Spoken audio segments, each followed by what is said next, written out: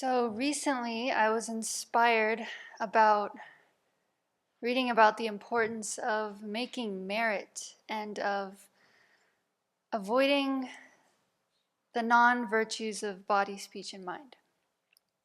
So I just want to share some thoughts I have, thoughts that have come up for me around these 2 points. So on and off, I've been meditating on how easy it is for human beings to create and follow and engage in meaningless and harmful actions of body, speech, and mind. Because I didn't quite believe it. I just thought I'm surrounded by people in society who seem pretty ethical, like, by society's standards. So really looking into tiny things was difficult. But I was using examples from my own life experience. Just one simple example is how on Friday night, instead of doing your Dharma practice or doing your meditation, we just decide to go out with friends and talk about worldly things and how common that is. Or in another example I thought of, recently Venerable Jigme and myself went out to town a few days ago, and we were waiting for an appointment for a few hours. So while waiting, we went to the coffee shop and hung out there and drank water and, offered service on our devices and and I observed people. I like to do that. How are people doing in lay life? Do they seem okay? And I took a walk by the river. I passed by many people. I was observing them and their body language, their faces, and usually when I travel out of the Abbey like this, I find that generally people appear unhappy to me. That's how they look to my eyes. Yeah, I like to reflect on what could possibly be the causes that contribute to this person's lack of well-being. What is this seemingly normal, probably ethical person doing in their daily life? What actions are they engaging in that could lead them to appearing like they're not doing well, to my mind. And on this note, I just kind of wanted to share a quote from the Buddha, where he says, "Most lives are wasted, as the world engages in error, deceived by its own delusion. How can beings avoid what is unvirtuous?" So even though people are just chilling at the coffee shop, it seems pretty ethically neutral. You have your drink, 2 dudes were listening to music. One was making music on this computer.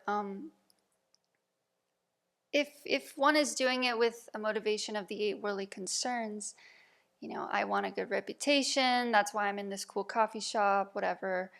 I want to make money, that's why I'm making this music on the computer. I just want pleasure right now by drinking this drink. If it's done with these 8 worldly concerns, pleasure for this life, then yeah, it's quite a meaningless and harmful way to engage with the world and spend our time. And I think little actions like that add up in the mind. And so another quote I found by Buddha, he says, "In short, all the different sufferings of living beings depend on the causes of the 10 unvirtuous actions. They are experience of those 10, and they are experiences of those 10, and they arise from those 10.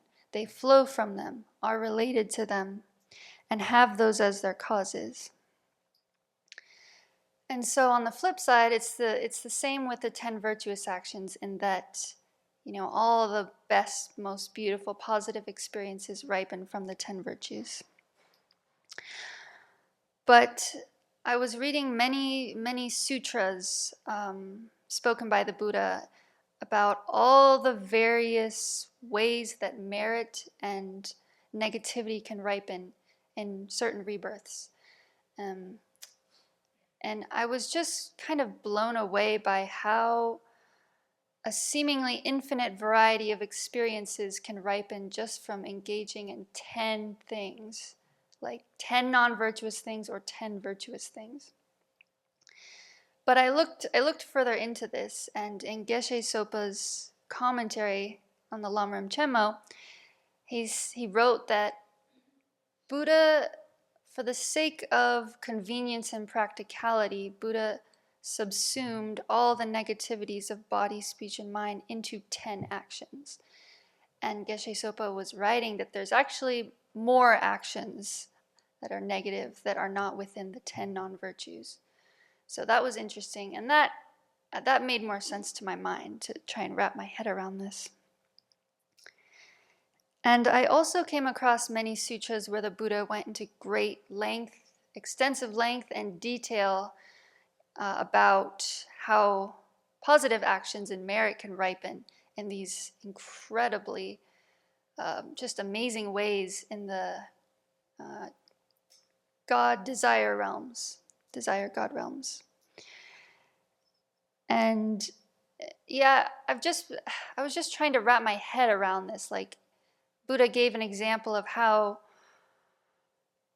offering shoes to somebody with a good motivation, offering shoes to someone who's needy, who is an object of reverence, this can ripen in one way, and that way could be that this person gets a really cool chariot in the higher God realm or something. Like, how does giving shoes make it so you have a cool car? Like, I don't know. So it's just like claims like these that the Buddha talks about where I'm trying to fathom, like, how does that relate, So that's been really helpful and interesting. And another quote from the Buddha, he says, "If you want lasting joy for yourself, then do what is virtuous for as long as you live. Dharma practice is happiness. That is the instruction of the wise." So it has been helpful to read all these sutras about the karmic effects of certain actions, because I've been able to recognize this corner of my mind that doesn't actually believe in cause and effect, that doesn't actually believe in the workings of karma. So that's been helpful to look at and explore more. And I've also realized that this is one reason why I don't engage in some small virtuous actions throughout the day, like washing monastics' bowls, Okay, yes, it's also due to the self-centered thought, but it's also because a part of me doesn't really believe that washing someone's bowl is going to ripen in some fantastic way or something. And, that's why I don't raise my hand when someone needs help to move shelves. I think, well, how is moving shelves going to ripen in some great way? So it's interesting to look at this doubt that I have. And then the Buddha says, "Suppose two poor men were to wander in the wilderness, and the first man finds cool water, while the second man dies of thirst. There is no one who scoops up and gives the water to the first man, and no one who hinders the second man. It is solely by the power of their merit that one finds water and the other does not."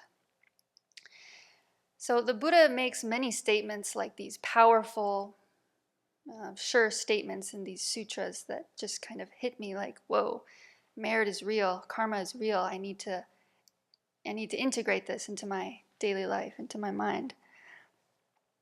So I'm just going to finish this by reciting a poem about merit that, well, I think all of you have heard before, but I'm going to recite it again because I think it's so inspiring.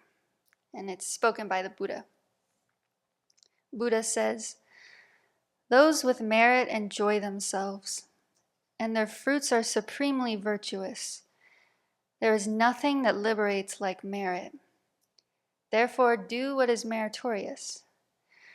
Merit is the best of friends. Merit is an inexhaustible treasure. Merit is like a lamp, and merit is like a father and a mother. When gods do what is meritorious, their merits will lead them to the realms of goodness. Those who do what is meritorious in the human realms will be joyous in the realms of the gods. Thus, the person of great merit will always be happy. There is no happiness like that of merit. Therefore, do what is meritorious. That which benefits in both worlds and is the cause of joy and wealth is always observed to be merit. Thus, merit is endowed with supreme happiness. Happiness always follows merit, as if it were its shadow. Thus, merit is supreme happiness. There is no happiness like that of merit. Gods whose merits are exhausted fall in conformity with their own actions. The world is the result of virtue and non-virtue. Therefore, practice what is meritorious. Although beings like us live in heaven, we live as if in the realms of animals. We created unvirtuous causes, and hence our minds remain ignorant.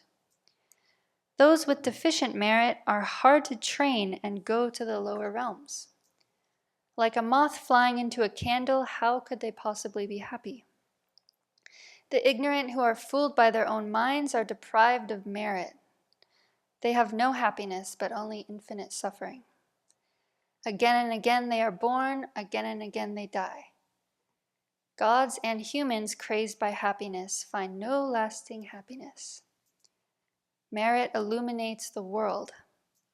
Therefore, monks, you should understand that merit, called by that very name, is the most valuable quality of all sentient beings for all times and in all respects. Monks, this is why I have declared that I have never observed anything that is more valuable of a quality of sentient beings than that of merit. So, merit is super important, and I invite people to reflect on its importance throughout their daily lives, even the small, tiny little things. And maybe just see, how could this benefit myself in the future? How could it benefit others in the future? How can it benefit all of us now by doing this small meritorious action?